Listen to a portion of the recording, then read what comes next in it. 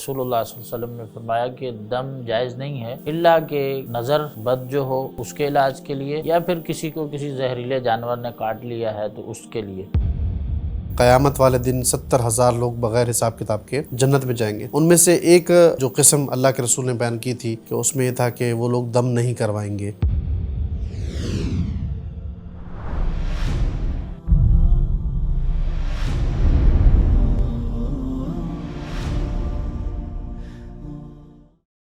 السلام علیکم ورحمۃ اللہ۔ ناظرین کرام، میں ہوں جمشید سلطان اور میں موجود ہوں افکار و نظریات کے ایک نئے سوال کے ساتھ۔ شیخ خالد حسین گوریا صاحب میرے ساتھ موجود ہیں۔ آج کا سوال یہ ہے کہ ایک حدیث ہے، نبی کریم صلی اللہ علیہ وسلم سے روایت کی جاتی ہے کہ آپ نے فرمایا کہ لا رقیۃ الا من عین او من حمى، کہ کوئی دم نہیں ہے مگر صرف نظر اور زہر سے۔ اس حدیث کے متعلق اس کی ہم تشریح اور توضیح شیخ صاحب سے پوچھتے ہیں کہ اس کے کیا معانی اور اس کی کیا تشریح ہے۔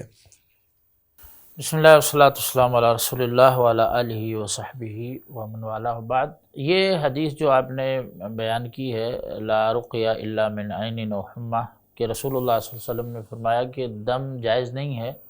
الا کہ نظر بد جو ہو اس کے علاج کے لیے، یا پھر کسی کو کسی زہریلے جانور نے کاٹ لیا ہے تو اس کے لیے۔ تو اس سے بعض یہ کہتے ہیں کہ یہ تاثر ملتا ہے کہ بس دم ان دو بیماریوں کے لیے کروانا چاہیے، ٹھیک ہے۔ زہر کا اثر ہے یا مثال کے طور پہ کسی کو نظر بد ہے۔ تو یہ مفہوم جو لوگ عموماً لیتے ہیں، یہ مفہوم ٹھیک نہیں ہے۔ مفہوم اس حدیث کا یہ ہے کہ جو دم وغیرہ ہے، یہ سب سے زیادہ جو اثر کرتا ہے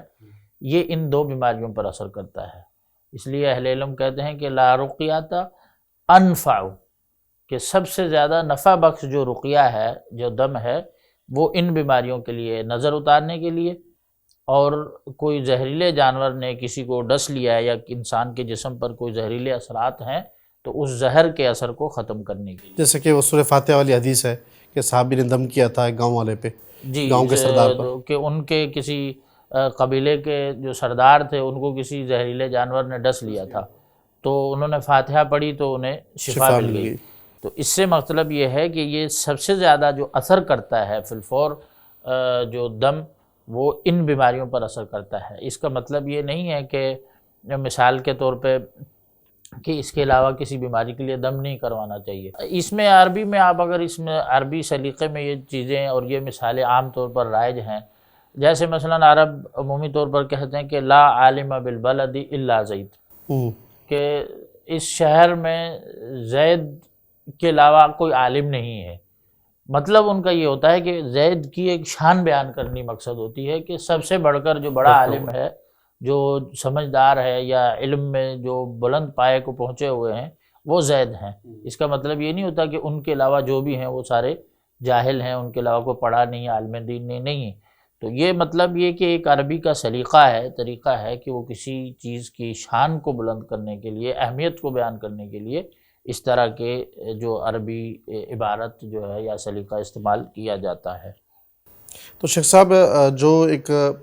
حدیث ہے پیارے رسول صلی اللہ علیہ وسلم سے کہ آپ نے فرمایا کہ قیامت والے دن 70,000 لوگ بغیر حساب کتاب کے جنت میں جائیں گے، ان میں سے ایک جو قسم اللہ کے رسول نے بیان کی تھی کہ اس میں یہ تھا کہ وہ لوگ دم نہیں کروائیں گے، تو اس کو ہم کس طریقے سے اس حدیث کے ساتھ جوڑ سکتے ہیں؟ دیکھیے جی، وہ جو حدیث ہے جس میں آپ صلی اللہ علیہ وسلم نے فرمایا کہ 70,000 میری امت کے جو لوگ ہیں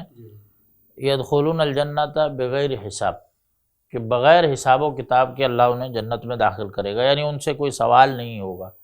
حساب و کتاب ان کا نہیں ہوگا کہ یہ تم نے یہ کیا، کیوں کیا، کس لیے کیا۔ بغیر حساب کے وہ جنت میں داخل کر دیے جائیں گے۔ تو ان کی صفات صحابہ نے جب پوچھی اللہ کے رسول صلی اللہ علیہ وسلم سے کہ وہ کون لوگ ہیں، تو آپ نے فرمایا کہ الذین لا یسترقون، جی ہاں، وہ لوگ جو دم نہیں کرواتے، دم کا تقاضا نہیں کرتے، ہاں، ولا یکتبون، اور وہ کئی کا علاج اپنے جسم کو دگواتے نہیں ہیں، داغ نہیں لگواتے، یعنی کہ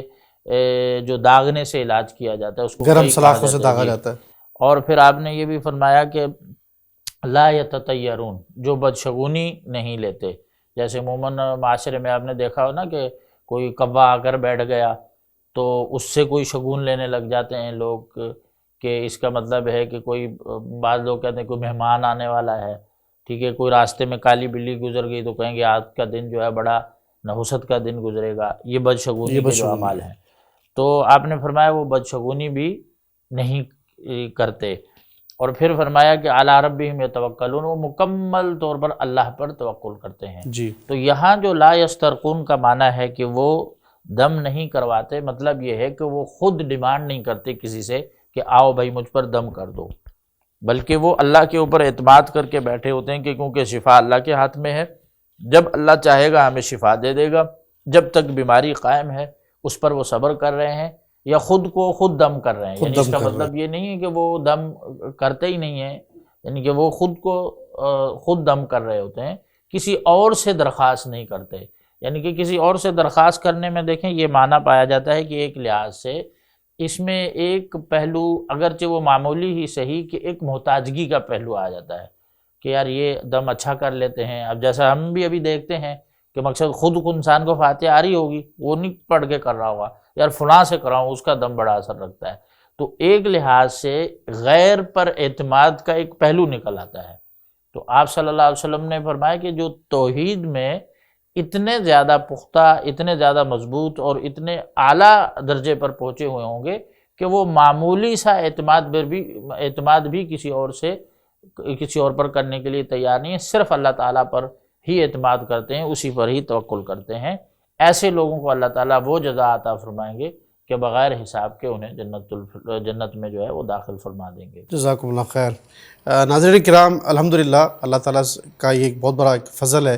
پیارے رسول صلی اللہ علیہ وسلم کی امت پر کہ 70,000 لوگ یا اس سے بہت زیادہ، جیسے کہ اللہ کے رسول نے مزید بڑھاتے گئے، کہ لوگ بغیر حساب کتاب کے جنت میں داخل کیے جائیں گے۔ اللہ تعالیٰ سے دعا ہے کہ اللہ تعالیٰ میرا اور آپ کا، ہم سب کا شمار انہی لوگوں میں کرے، اور ہمارا اللہ پر اتنا بھروسہ پختہ ہو، ہماری توحید اتنی مضبوط ہو کہ ہم ہر قسم کے شبہات اور ایسے افکار و نظریات سے دور رہیں جو توحید میں کسی بھی قسم کی کمی لاتے ہوں۔ انشاءاللہ نئے پروگرام کے ساتھ دوبارہ حاضر ہوں گے، تب تک کے لیے اللہ حافظ و ناصر۔